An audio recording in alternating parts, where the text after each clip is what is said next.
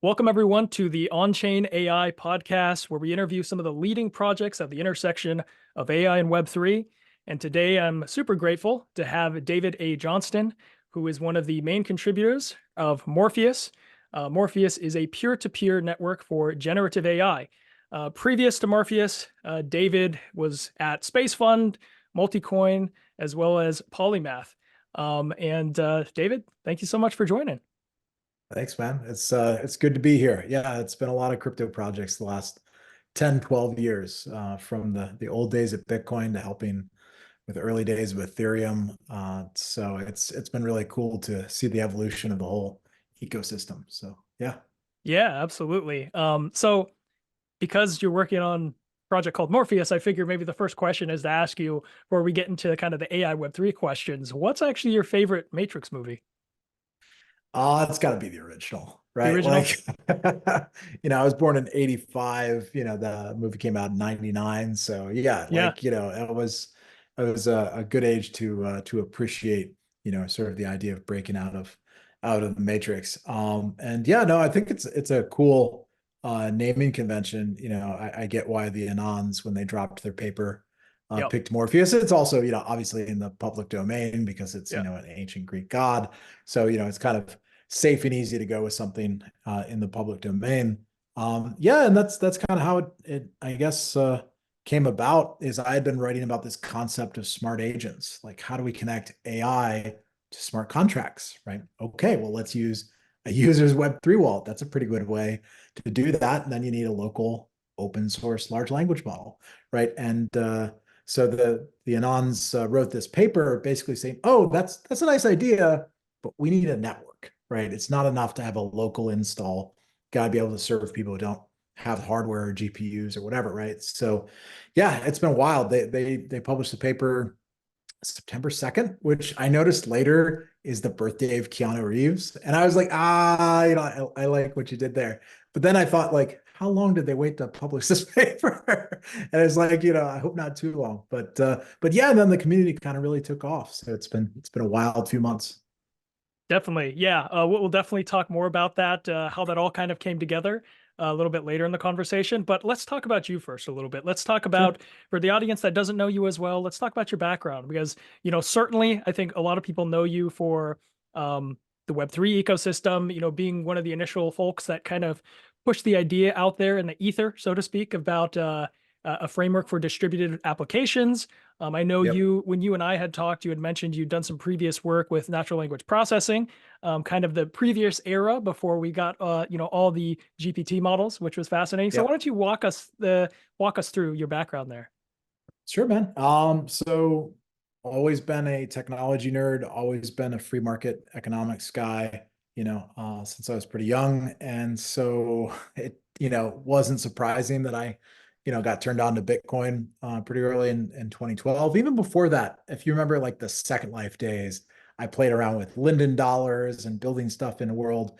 But people forget like that experiment basically died when the regulators showed up and killed all of the interesting use case. You can't do remittances. You can't do casinos. There are stock markets in here. Like, who's in charge? And they just walked into the office of Linden Labs, right in California, and said, Mr. CEO, you need to shut down all of this stuff, right? And just basically became another game, right? Even though it had this incredible traction in 2007. So after that experience, when I saw Bitcoin in 2012, it was like, an unstoppable Linden dollar, right? That's open source. There's no company.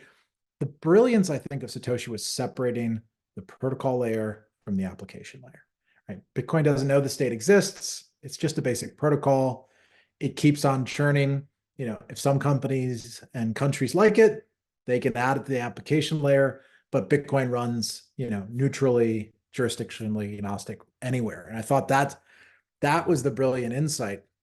And so, I was already sort of primed, having, played around with virtual assets years before that. So I was like, yeah, I know exactly what people are going to do. They're going to send money, right? They're going to create digital assets. They're going to use this for art. They're going to use this for, finance and all these other use cases. And so I was pretty enthusiastic when I discovered Bitcoin. And I was like, wait a minute, there's no government that's going to inflate the supply. and it's controlled by math. Yeah, I'd like to do that instead of the green paste as a paper thing. And so, that was kind of how I got into it. But I've been building startups since I was a kid. I did some in the early days of the web. Like you said, I tried to build an AI project back when we called it natural language processing and machine learning, pre-transformers, 2012, 2013. But I realized I was just way too early in some of those trends. Whereas like crypto clearly had traction and I had seen the real world use case. And so, yeah, that's kind of been my last 10, 12 years, is trying to just push the tech stack ever higher. Like, okay, great. Now we have decentralized money. Now we can do decentralized smart contracts. Now we can do decentralized compute, decentralized storage, Filecoin, all the things you mentioned. A lot of people have tried to do decentralized securities, but turns out the state doesn't like that idea. And so it's been really tough for the security tokens to get traction in everywhere except for a couple of jurisdictions where they've given, a real clarity, like Switzerland and Germany, a few other places you can do that.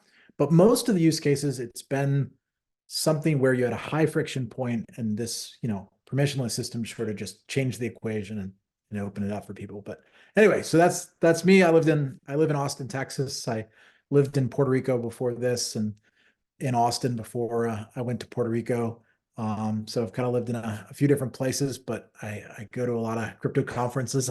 I've spoken at 90 of them so far, like the last 10 years, since the very first Bitcoin conference in San Jose in 2013, in May of 13. And that's where I started the Bit Angels with Michael Turpin to fund so many of these early projects and protocols. So yeah, it's been wild, but yeah, so that's me. I'm a decentralist.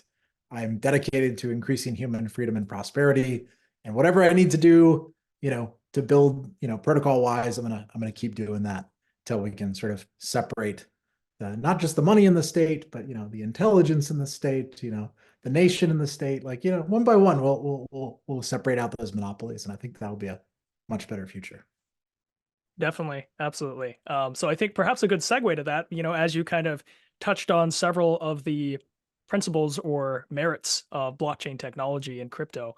What was that fundamental problem set that got you really thinking about the confluence of Web3 and AI, right?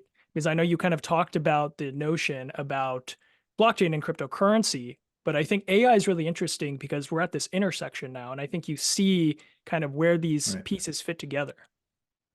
Well, my dream back in 2012, 2013, but the tech wasn't there, was that AI was going to make this easier interface, right? And now we finally see that. 2023, I'm just going to ask the AI, right? I don't even need to go find a search engine. I just, it's a great interface for somebody with no technical background to generate an image or make a video or, do all these cool things, right? Write a paper, whatever. And I was like, oh, this is what we need for Web3. This is what we need for crypto, right?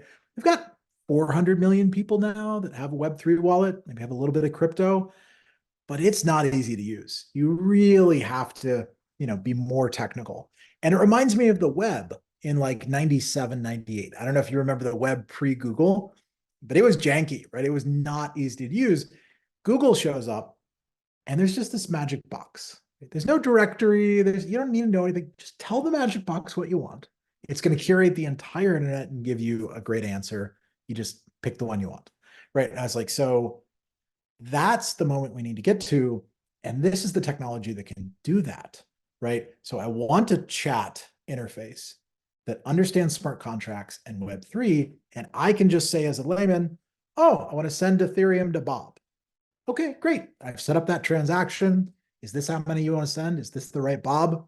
If so, push the button on MetaMask, right? And it handles all the complexity for the user automatically. And you've recreated that Google moment where you just expressed intent, the machine did all the work, and you used your human judgment to select the outcome you wanted, right?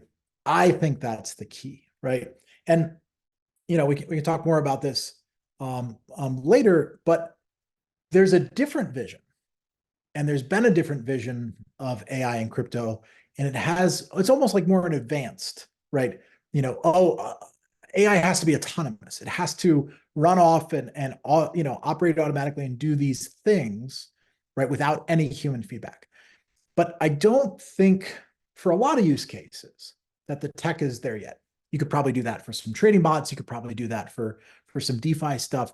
But like a very broad range of things, you still need to know what the human wants to accomplish and make a proposal on how to do that, and then for the human to use their wisdom and judgment to say, yes, that's what I want to accomplish, right?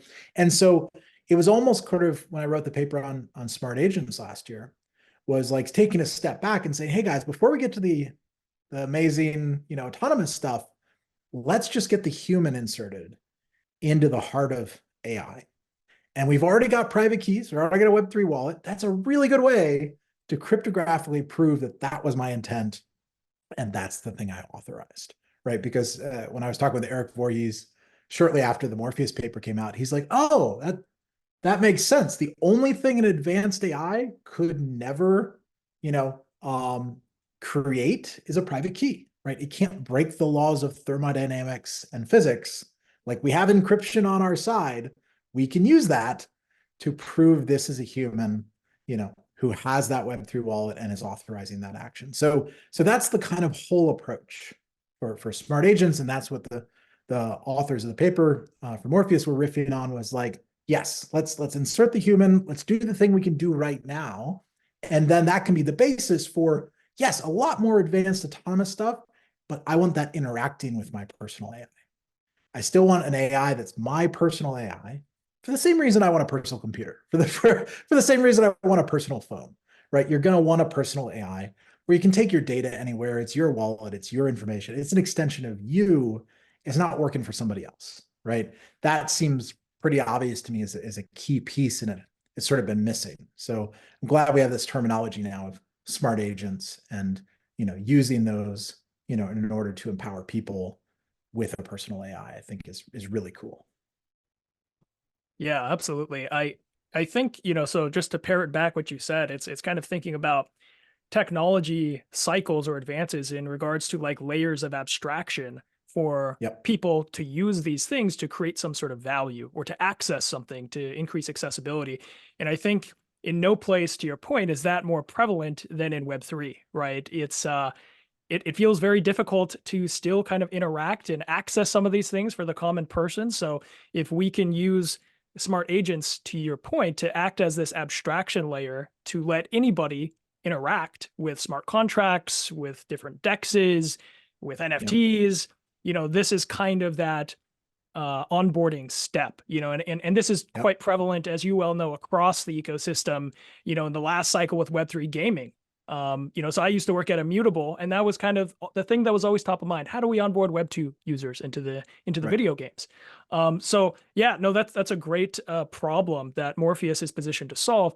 And when we talked previously, I think you also mentioned too, kind of the other pain points that Morpheus is trying to solve as well when it comes to decentralizing AI. And we also talked about how there's a local client for Morpheus as well. So can you kind of talk about that? I know you kind of mentioned it a little bit about like giving people their own data ownership, Yep. keeping these models decentralized. And I'm sure there's probably a point there about the merits of open sourcing these models versus just the proprietary models owned by the incumbents. Sure. Well, and the open source models have gotten really good.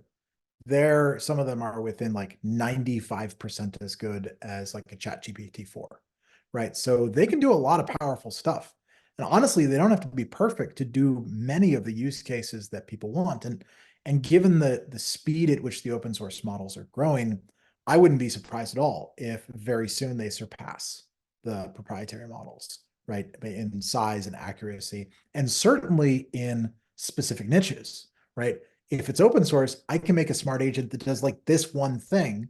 And Microsoft might not care about that thing or ever release a product, but there might be, a million people in the world that care about that niche, and are going to use that smart agent, right? So it sort of opens up almost like an app store, right? Call it like an agent store, whatever, for, okay, I'm going to release a smart agent, and anybody can use them.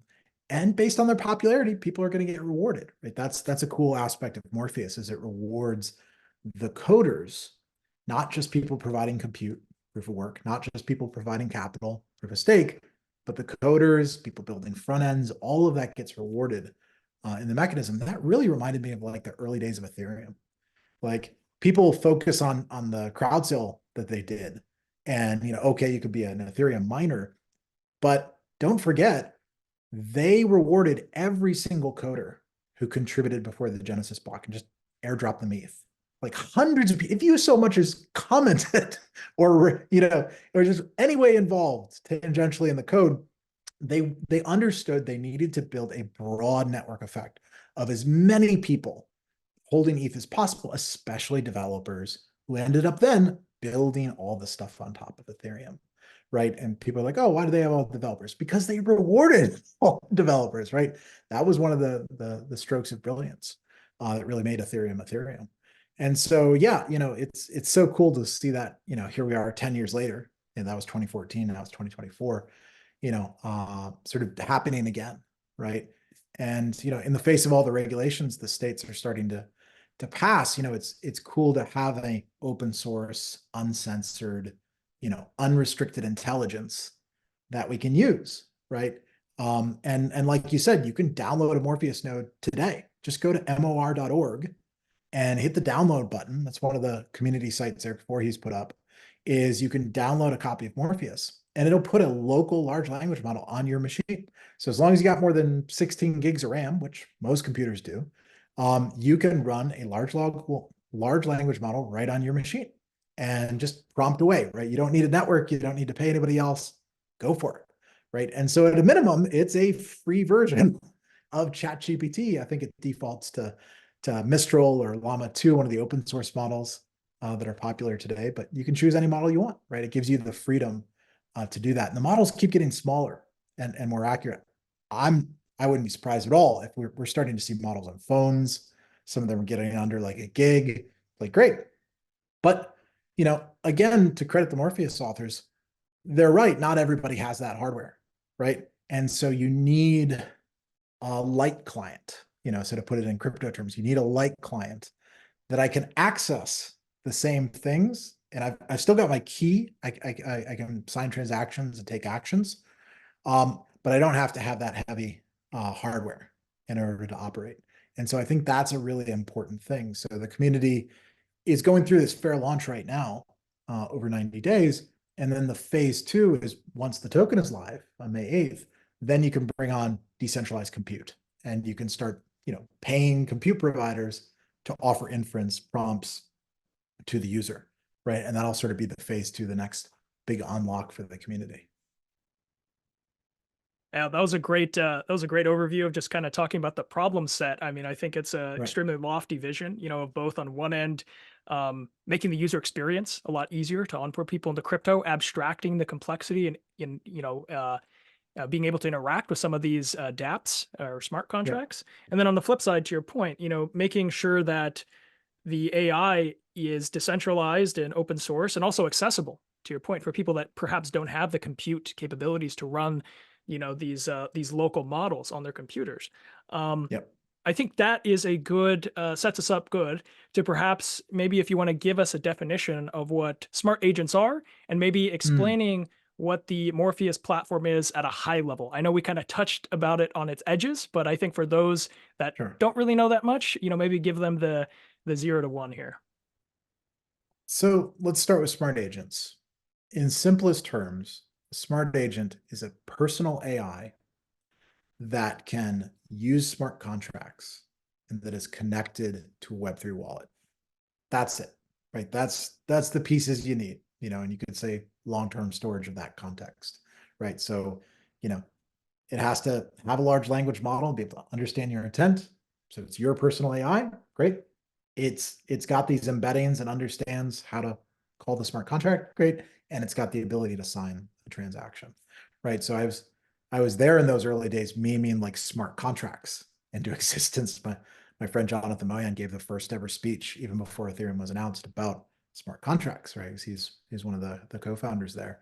And, it felt like there was this missing term for AI and crypto, right? And so introducing the idea of smart agents right, kind of captures that. Like, give it definition. What is the definition? Personal AI that can use Web3, right, and is connected to my wallet. Great. Now I have a smart agent that can do, and it's important to understand, most AIs can only really give you information. They're not going to do much for you. They certainly can't make payments for you or, execute a smart contract, or because the big companies that run them and own them haven't figured out tokens or Web3 or how to do stuff in crypto. Like, even today, Google and Facebook and Apple, like I can't use any, of their products with Web3. And so, for Morpheus, the simplest explanation is Morpheus is a platform for deploying and using smart agents. Just the same way Ethereum is a platform for deploying and using smart contracts. So the developers building the Morpheus platform, they're not building any smart agents, right? The community is going to build the smart agents. They're just providing the compute everybody needs. They're providing the capital and the funding, right, for these projects, through the capital providers and the liquidity provision there. They're providing the interfaces that the community front end builders are creating, right? And and the compute, right? So you have to have capital and compute. You needed the code platform itself. Those are the building blocks. So they're just giving those 4 building blocks to anybody who wants to build a smart agent, right? So there's no competition, right? Like, Ethereum didn't go and build Uniswap. It didn't go and build Curve or Balancer or, any of that stuff, right? They just gave people, here's consensus, here's execution, here's the EVM, here's Solidity, right? And so in the Morpheus context, it's the same thing, right? Here's decentralized compute. Wonderful. Great. Now I don't have to worry about running my own infrastructure, right? Oh, here's the TCM. Here's the Techno Capital machine. It lets you do a fair launch. Use the Morpheus smart contracts to do that, right? Like, go right ahead. Like, it'll just add liquidity to the Morpheus ecosystem, right? So just the same way people, a lot of what they did in the early days with Ethereum is they just wanted to reinvest their Ethereum into cool open source built on top of Ethereum. Like, I think we're going to see a wave of that. There's already a ton of projects, messaging in the Discord or the different channels saying, hey, I want to do a fair launch. Like, this would be perfect for what we want to do, right? And they don't even have to be AI or Web3. They just want to do a fair launch that rewards capital providers. And this is probably an element worth highlighting. I think the whole TCM model is really novel. Like, this Techno Capital machine, this idea of doing a fair launch using yield from a staked asset is brilliant. It's like, I'm going to hold Ethereum anyway. I might as well point the yield at a cool project I want to exist. Like, I'll take all my ETH and I'll stake them and I'll point it. Yeah, I want decentralized AI. Okay, great. I've got the same number of ETH I started with. I probably wasn't staking them anyway. So I've got the same number of ETH I started with. I've donated the yield over here, and now I'm getting rewarding with this new token from this new project, right? And that's a recurring model. Like, you can just keep doing that. Like, I can point it at the next project. I can bootstrap the next thing. So, I think that's one of the things that's going to come out of this. You've probably been following the fair launch. Like, it's blown everybody away. I think they're 80,000 plus staked ETH now on the contract, which, that's $250 million, 250 million, boomer bucks worth of ETH have come in, right? But they're all maintaining their principal. They haven't given anything up. They can withdraw it after 7 days if they want, but they're going to earn those tokens and more for contributing to the yield. And so that feels to me that's really cool. That's almost like 2017, kind of a rebirth of token funding, but with no custodian, with no counterparty, without handing my principal over to some team that promises they're going to make some software one day and they have this white paper, right? Like, so the model's come a long way where you can remove so many of those big risks that you had back in the ICO days and sort of reinvent a model where you don't need a company, you don't need a foundation. It's just a fair launch. It's just a piece of open source, and everybody has equal access. And so I think that's really cool. Honestly, that's, been so encouraging, one, to see how many people are excited about decentralized AI. Like, I think there's been 3,000 plus participants in the fair launch already. But on top of that, like, this model there's demand for this model, right? And which means that there's going to be demand for people that use that model in this same context. So hopefully, this Morpheus Fair launch is like an example of like the best practices you could use, rewarding everybody involved, no pre-mine, no company, just totally clean type of approach, and again, there's no treasury. All this yield is going into protocol and liquidity. It's just sitting there in Uniswap, making the pair more liquid over time, right? Which is totally aligned with the rest of the community. So anyway, that's exciting. And check out the GitHub, check out the paper on the Techno Capital machine. But I think that's a big part of what's getting people excited here. Yeah, I completely agree. I mean, it's crazy because it's like the idealistic vision, 4 or 5 years ago of having these ecosystems that are self-sustaining, was always kind of, some of the tenets of why people were attracted to blockchain or crypto. And I think to your point, having this fundraising model and having the distribution and the incentive structures, which we'll talk about in a couple questions down here, I just think is super inspiring. So I want to make sure we capture that piece. So maybe if you can kind of go back to talk about the genesis of how this all came to be. And, you were telling me like, a lot of open source contributors have like kind of jumped out of the woodwork and you guys really hit the ground running quickly. It was like this like really quick confluence of, you wrote this like white paper and then you went to a conference and then they sent you an email. So why don't you kind of share that with the audience and, stress, what the community's involvement has been. I know you kind of touched on the funding aspect of it, which has been amazing, but yeah. That's a really good point. So the cool thing is Morpheus, right, since the Anons dropped the paper September 2nd, has been built entirely in public, right? Because there was already, a community of a few hundred people talking and thinking about. I put up the smart agents paper on GitHub. And when I got the paper from the Morpheus authors, the same day I published it to GitHub as part of the weekly update. Hey, here's a new proposal for how this could grow into a network, and just people loved the idea and they thought, oh, wow, this is like really clean. It's a fair way to do this and it'll reward everybody, and I was hanging out with Eric Voorhees at Permissionless, which was September 9th, right? So just 1 week after that. And I was like, man, this decentralized AI thing, I think this is what we got to focus on next. And he's like, yeah, the regulations are coming. They're going to try to introduce KYC and limits on the size of the models, and they might try to ban open source. Like, little did we know the administration would pass their executive order at the end of October. So like literally a month and a half later, the executive order comes down and does exactly what everybody was afraid of. It's basically regulatory capture, right? It's the wish list of Google and Microsoft, is they're knocking off all these startups that were competing with them, right? So if you haven't read it, the executive order's got, lots of gems in there for everybody. Like if you enjoyed KYC for your money, welcome to KYC for your data center. And so they're going to block foreigners from using US data centers to train AI. And so they have to introduce KYC for everybody. So they're going to insert all this friction. They're going to limit parameters. You can only have a permissionless model under 10 billion parameters, according to the executive order. If it's over that, you need to register with Homeland Security.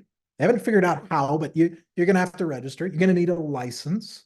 You're going to need a safety committee for linear algebra. Like, this doesn't make any sense from a technical perspective, right? It's purely regulatory capture. The craziest one is in July, the Commerce Department will decide if open source weights constitute dual use munitions, meaning weapons. And you'll be unable as an American to release a model that would disclose those weights to a foreigner. Under the ITAR framework, that'd be a felony, right? So they're trying to apply munitions regulations for ICBMs to programmers who want to build an AI startup. Like, the absurdity is crazy. People are like, oh, they'll never do that. I was like, no, they've already done it. They're now just implementing it in regulations, because you have to understand, if you're outside the US and listening to this, they'd be like, oh, that's crazy. There's no new law.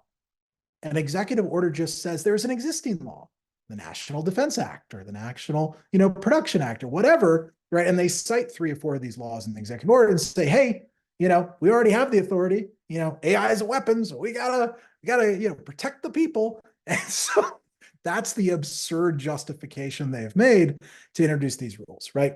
And so when that dropped in October, it lit a fire under the AI community because frankly, they hadn't really cared about Web3 or being permissionless or peer-to-peer or a lot of this stuff because days were good. They're getting plenty of money. Life was great. They were the new kings of the world, except for now their largest competitors have passed some regulations that are going to crush them, right? And so anybody paying attention, you saw the tweets from Mark Andreessen, you saw them from Eric Voorhees, the importance of decentralizing AI is approaching the importance of decentralizing money.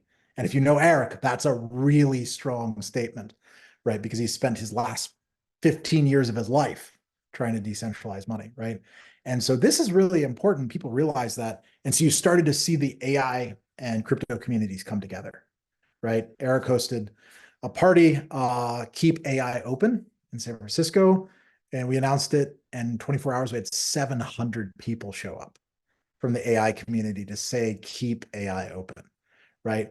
And so after that, we held a summit in Austin, the first decentralized AI summit. That was in December of last year. And we had 200 of the protocols and AI builders come together and like, all right, how do we build this tech stack? We got 7 months, like let's go, right? And so now there's going to be this big event at ETH Denver, and so this community has just come together entirely organically. There's no Morpheus company. There's no Morpheus Foundation. Nobody even knows who the authors were. But now more than 100 coders have contributed to the code base. Thousands of people have contributed, to providing capital as staked ETH. And so, man, it's been amazing to see so the momentum for like an idea whose time has come, plus like the urgency of these silly regulations hanging over everybody and say, no, we need a decentralized alternative. We need our Android, we need our Linux option because the world in which literally only a couple companies run all the intelligence is not going to be a good outcome for anybody, right? And so that's been the journey of the last 5-6 months, and it's been wild to just be part of it and tell people about decentralized AI. And I've mostly focused on like the architecture and stuff related to the local install. Other developers have built the smart contracts. Other people have done audits. Other people have done, oh, I'm going to do the decentralized compute side. So there's all these decentralized, sets of developers all over the world. I don't know who most of them are, but in Europe and Asia and all over, building this out as a community, it's been really cool to see.